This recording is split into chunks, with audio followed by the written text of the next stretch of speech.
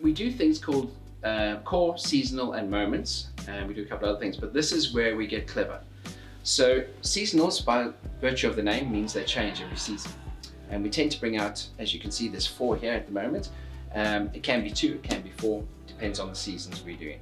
Currently we have a 10-year-old, we have the Gruvguld, we have the Vinterglöd, and we have the Skördetid.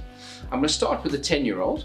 The 10-year-old, you can see it's maybe... It's 10. It's very subtle. Most people don't pick up on that. Do they not? No. Actually, when I saw that bottle, that was the first thing I noticed. Yeah. Okay, so you can see also the branding has slightly changed in the look of it, and we'll get into it now in terms of the writing and look, that we kind of changing the way we look and feel it this week.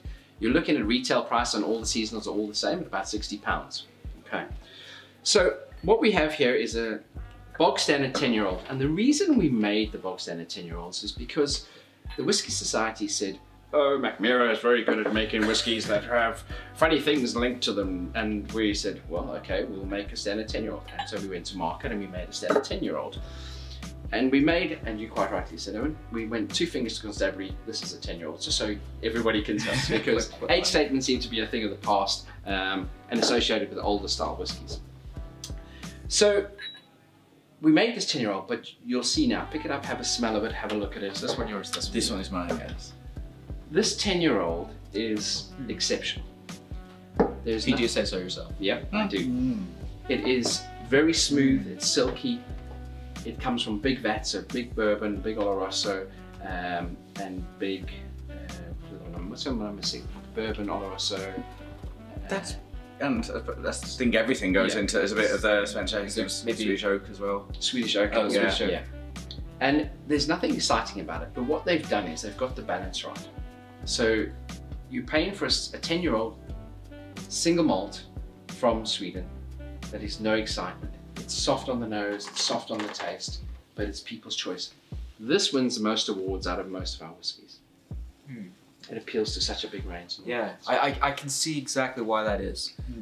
It's the case of doing a simple thing very well. It sort of reminds me in that sort of execution of like a Glenmorangie, where that's exactly where they went with it. Yeah, and it's very well executed. You can see exactly what's being done. There's nothing funny about it. There's nothing, but this is, to use one of Ed's favorite expressions, eminently quaffable. Yeah. Which I've been told is a terribly English thing to say. It is. It is. So what Mackmyra have done very cleverly is they do 2 types of whiskey. They do a peated and a non-peated. We call the non-peated elegant, and these are all elegant. We only do 2 peated in our whole stable. So we don't overdo the peat thing, but we use it in all by virtue of the bourbon barrel. So you pick up a bit of the peat and smoke it, but it's not peat. And that's what makes it so balanced. So that's ex-bourbon barrels that are giving it that flavor. Yeah. And it just rounds it off beautifully with Oloroso. It's superb. My favourite thing about this is the distillery's been going 20 years and it's a 10-year-old whiskey. To have that quality for stuff, the vats that were laid down and then managed so early on, you know, you wouldn't compare that to another 10-year-old. You know, a Scotch, you know, that's entry level, that's perhaps where they begin their age statement, if anything. Well, I mean, maybe, as I said, I would maybe compare it to a Glenmorangie 10. But you think about the heritage of Glenmorangie and how long they've been there. What it took for Glenmorangie to create that standard 10-year-old compared to how long this has been. I mean, this is probably some of the first barrels that were laid down. Yeah, exactly. Yeah, I mean, we're only 20 years on the 18th of December this year. And obviously this is You say that, but you're also only 17 years from when you actually started making whiskey. Correct. So it's even younger.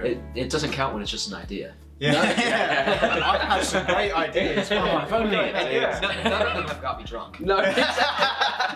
So my brewery is going great at the moment.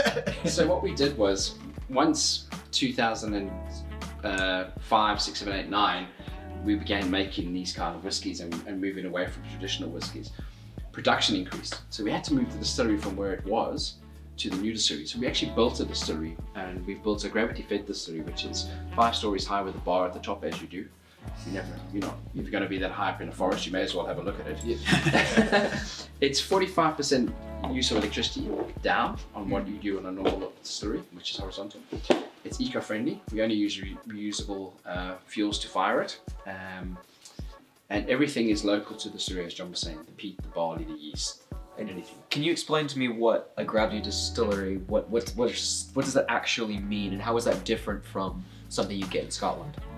This works better with a photo usually, but I can show one in the video. Yeah, there's great pictures and examples of it, but it's literally you start with the ingredients at the top, and instead of trying to move them along a plane, you're just dropping them down using the gravity. So you start off, you do your fermentation at the top, and then you bring that down, you do your distillation, then you do your filling. So when it goes down from the mash tun, it then goes down. So it's being drained down. Yeah. Oh, that's really just a really simple idea, but most distilleries you go to, everything's moving laterally. You go into different buildings, there's a pipe that goes, and it's just the way that distilleries are grown naturally. But this one, there was planning and the architecture work with it, and it looks fantastic as a distillery. It looks very Swedish is generally the comments that people make of it. And very efficient. So yes. You use less manpower, less electricity, and it's completely refueled by fossil fuels. So the barley that arrives gets dumped into a container, and then it's fed underground through a pulley system that goes right up to the top floor, and then it gets a grinder, and so it all goes down to the bottom where it's cut, and then taken away in another vehicle to. Wow. Are there any other distilleries that use that? I think there's only 2 others in the world. We were the first. Wow. So we were first to market in Sweden. We were the first to market in terms of a vertical distillery. And yes, we built a visitor centre there now. We've built another underground storage facility there now. So it's a proper destination point in Sweden. And are you still storing it in the same mountain, or is it still being? So of course we've grown. We now produce near on 2,000 bottles a year. You've outgrown the mine. We've outgrown the mine, and so now we have various areas. There's an old ski resort. The emphases, yes. Yeah. If you can get a picture of the ski resort one, that is yes. It's quite a photo opportunity. It's ski down to that. It's got the casks underneath it, and I haven't yet been there to go and have a dram, but it looks an awesome place. Is it an ex-ski resort, or is it still a ski resort? It's still a ski resort. With a I'm not sure, is it the ski resort? It's probably one of the biggest there and the most popular, but what happened was, because the cask market grew, because suddenly it wasn't only Sweden who wanted cask, everybody in the world wanted their own cask, because you can lie a cask down, you can bottle it 5 years later. So the space was not only taken up by our stock for bottling, it was also taken up by space to have a cask. So we had to have one at the coast, so people come to the coast to visit their cask. We had to have one in the country, so they could go to the country and visit. We had to have one at the ski resort. And so it's grown, and it's become like a folklore. People store them in different places. And do you find that, does that impact the flavor? I don't think so. There will be some impact, because I know when you look at the private casks, it actually tells you this, because you can buy casks off us, you can see where that cask has lived. I tried one from the forest recently, and it was the peated one, and it had the peat stayed with it, but that was only one example that I tried, so it could just be that specific cask, but there would be kind of some difference going on with it. You would expect there to be some variation, unless it's literally the same humidity, everything is the same as the mine. But then there is climate control with every place that we're putting into it, not just vats change. You have 2 vats next to each other, the same wood, and they'll be different. So you put one next to a light, and that little bit of extra heat that it takes changes how it all interacts. So because they're seasonal, we only do limited amounts. So we produce between 3,000 and 6,000 bottles, depending on the season and on the demand that we think we'll have, all 46.1% alcohol, and we all give them Swedish names. So this is called Gruvguld. Gruvguld means gold from the mine, Bodis, hence where we store our products, and they do clever little things. And when I say clever little things, subtle. So if you look at the bottle, it's got little gold speckles on it. Can you see it? See it? Yeah. Though it's not in the whiskey at all. And hence gold from the mountain. So this is a classic what we've got in our store. Yeah. So we can see the gold, but how old is this one? Because it's not clearly marked. So all seasonals are probably between 10 to 12 years old, depending on which they are. This is probably about a 10-year-old. What's interesting about this one, and they're all different, is our masterman Angela went down to the various warehouses we had, and she said, right, I need to make something different, and I need to see what's going on. And what she found was a range of vats that had exceptional taste on them. She said, well, bugger it, I'm going to blend them. And this is what she came up with, and all from Bodis, from the mine. So this is made up of 30 litre vats, 100 litre vats, and 128 litre vats. All first fill, bourbon, Swedish oak, Oloroso, and second fill bourbon. And she blended it into what it is now, a beautiful single malt. It's something that Somerton Club have taken on. Yeah, our members got it a few weeks before everyone else, which was quite a nice little touch. It started our collaboration with Mackmyra, and you got me in love with their whiskey, quite simply. Really? It's got me here. Can you tell me a bit about becoming a member? It's like a wine club, really. We're the Somerton Club online. You come and have a look for us. We are at the moment just transferring to a whiskey only society. We started off a year ago. The whole idea came from trying to find a Christmas present for my dad. You know, you bought your dad a whiskey club. I created a whiskey club for my dad. Yes, that's how it started, because I. That is what.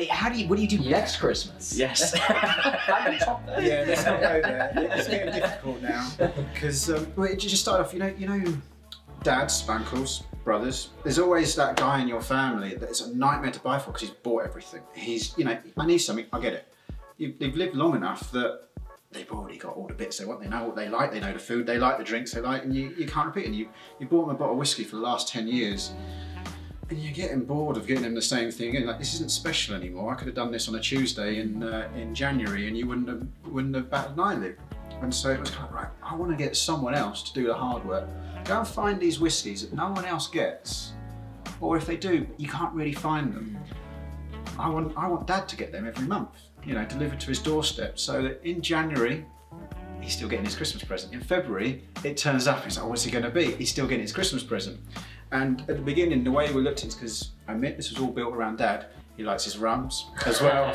He likes his cognacs. So it was a little bit more, and just as we've grown, and offered it to other people, because it did. The first year was literally me going out and sourcing from around the world, different bits, and just delivering it to them. It's a tough job. It was a nightmare, you know. I can imagine. You know, you're in South Africa and you're just thinking, oh, what should I do here? I know, I'm going to go and get drunk for my dad.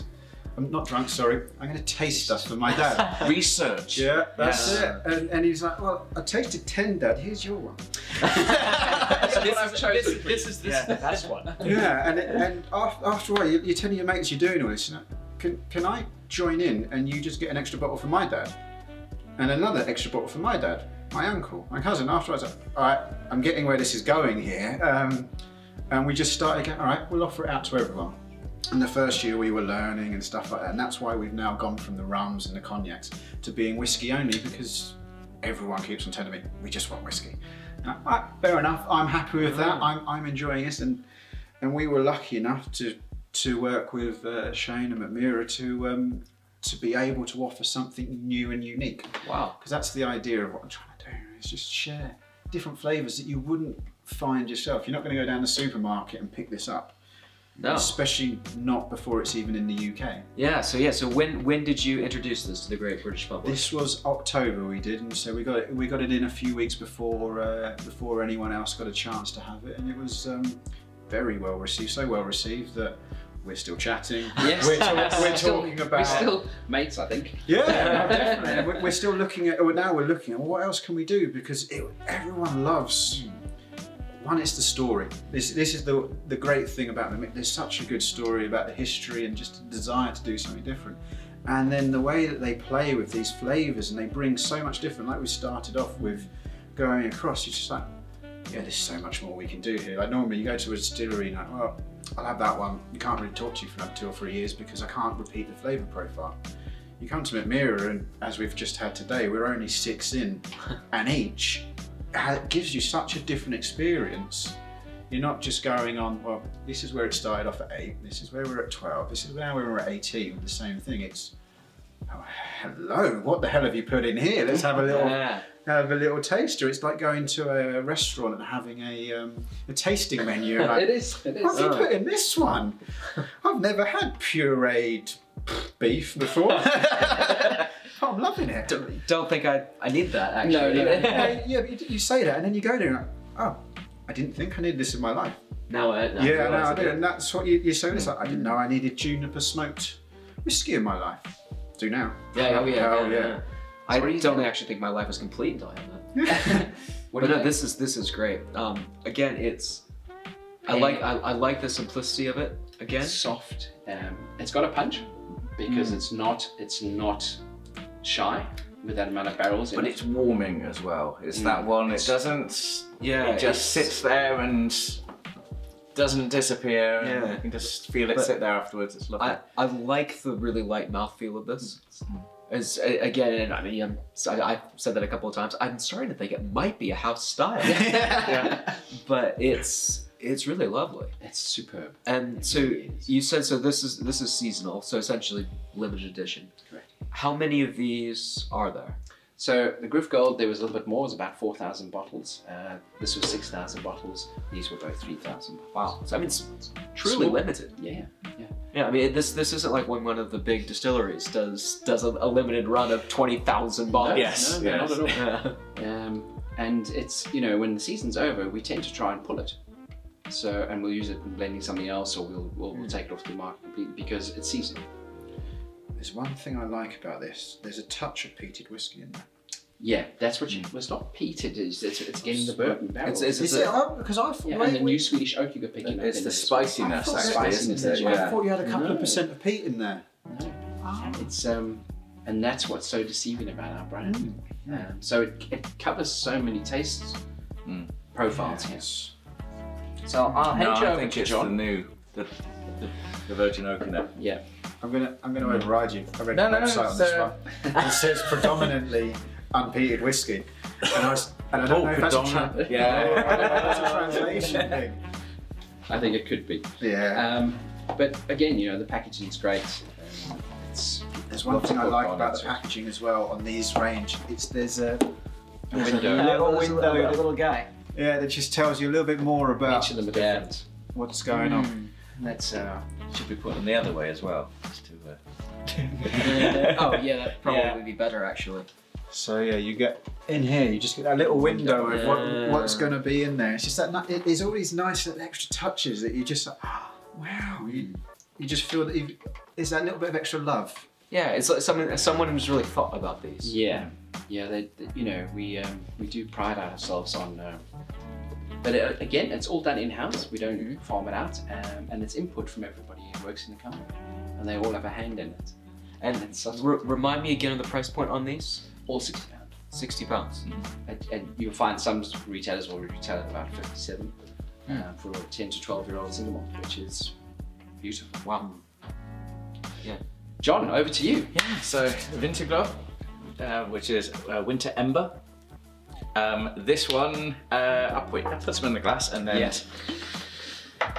John can tell us. Kind of past the season of it for where it takes me to, but it is totally Christmassy and has all those winter flavours. John, I'll let you. It's John's favourite whiskey, by the way. Yes, this one is. Oh, wait a second. You said the smoke was your favourite whiskey. No, I have a favourite overall. I have a favourite of the seasonal and the moments. But by default, does that not mean you have who has one favourite whiskey? Only one. Touche. Yes. I stand corrected. So this one, let's see if you get it. There's a definite flavour the moment you smell it. Let's see how good you guys are. I can't say it because I know this one a little bit. I'm not cheating on this one. We've enjoyed this one in an afternoon. Yes. It's a bit nutty. Ooh, you're going down the right road. Yeah. bit of spice, but maybe not in the heat, but more the actual flavor. No, like more, yeah, like a spiciness of, yeah, not like a curry spicy. Yeah, but like, so it's a mulled wine finish. Oh, hence Christmas. Yes. Yes, that's what made me fall in love with it. My background is also half Austrian, so mulled wine. Oh, there you go. You know, on the slopes. And just as soon as you went, when we first tasted mulled wine, I was like, well, that's got to be my one. Yeah. You know, Blue vine. Yeah, Yeah. I love that. Yeah. So it's the cloves, the cinnamon. Yeah, that's exactly. Yeah. The cloves is usually the one that people, the moment I mention it, they I can latch onto it straight away. Yeah. Well, now that you've said it, I can obviously pick up that taste. Yeah. Now taste it. I'm at a winter fair now. What else do you pick up? Again, it's really nice. So we also finished it in a Pedro Jimenez. Yeah. Oh, that is. So you get the sweetness with the spiciness, and the sweetness just blends it and softens the spiciness, and it's just perfectly balanced. Yeah. It's like a knife edge. It's just right in the middle of sweet and spicy. I think that's the best way to describe it, because the whole flavour is just so. I love that description. Doesn't it scream Christmas to you? It really does. Yeah, and I mean, it's seasonal. I'm guessing this was around the Christmas season. You're very good at this. Yeah. I've played this before. It's just I know the seasons, and there's a 25% chance I'd get that one right. Same way as you got the 10 earlier. That was it. Yeah. Yeah. That was actually reading. Yeah. So, yes, so we're nearly at the end of what we have left in stock of this. It is fantastic. Everyone out tastes and generally like it. If you see it, get some, it's whiskey, it's just going to sit there and be quite happy until next Christmas. And, yeah. Do you reckon it'll wait until Christmas? So this one, we just did the Winter Ember, the Vinterglöd. This one is our Amarone cask finish. So, Amarone wine. Yeah. I like an Amarone finish. There are a couple of distilleries that do an Amarone finish. Aaron does a great Amarone. They do, and it's nice. It's a really good dry spirit to put in your barrels in. Put your whiskey into their barrels. Why isn't there more? Because it's always really, really nice. I think it's knowledge, because usually if people like their wines, then at festivals when I pour this for them, they're like, oh, Amarone. And then they look at the name and like, oh, and it's Massey you've worked with. And they know. But I don't think many people know Amarone wine in the first place to actually go, that's and you put it in whiskey, oh, this could be good. This is actually the bottle that made me speak to you. Yeah. Because before Mackmyra had taken over the UK market and going through the agency, I went after this bottle, like this is the one I want. And then obviously things changed, we chatted and you got the Gruvguld, I was like, ooh, I'd like to share that too. So you get the berries, you get the dried fruit, you get the red. All the raisins, all this. It's sweet nice. and dry, I think. Yeah. Similar to how you mentioned in the previous ones. It's different from the others. I was gonna say it's very different. It's not as nuanced as the other ones. No, it's sharp. Yeah. So it kind of the first flavor. For me, there's a small step that goes hi, and then it goes hi. I'm here, and this is me. So whenever we put this out on a tasting platform, people rush for Amarone because they know it. It's kind of like, as you said, you came across because of it. For me, it's lovely, it's subtle, it does. I prefer it to the Vinterglöd because it's not as sweet or sharp, because I'm a wine drinker by nature, so I naturally progress to that. But you have the different profiles here. I mean, you're covering a lot of bases here. They're all very different. This one to me is even more different than the others, though. It stands out. Yeah, if you told me that these ones are certainly all in the same family, you said this was from another distillery, I'd probably believe you. It doesn't seem as related. It doesn't mean that it's not good, obviously, but this one is very different. And it doesn't have that subtle, soft mouthfeel that the other ones do. And that, I think, is because of the vat we're using as well. And you'll pick it up later in the rest of where we go down the other line. You mentioned you wouldn't say it's from the same distillery, but equally of the 4 we just tried, I don't think most people in a blind tasting would say they're the same strength. They have a whole different. Yeah. This one, the spiciness, I think you'd think it was a bit more notched up. Yeah. But they are all 46.1%. It's like everything else you've been saying. The flavours that come through aren't the flavours you expect, and the cause of the flavour isn't what you expect. It's a whole different thing that's brought this flavour to the forefront. That's a really good observation. I think the other ones do. On the nose, it carries through on the palate, and then maybe you're a bit surprised by the long-lasting finish. This one, on the nose, is different from the palate, which is different from the finish. Correct. And that's I suppose what makes it so different and so nice. So that's our seasonal range, and again, they will change. We only did 3,000 bottles of that. It was one of the liquor groups in the UK. Absolutely loved it and bought just about all of it from us at one go.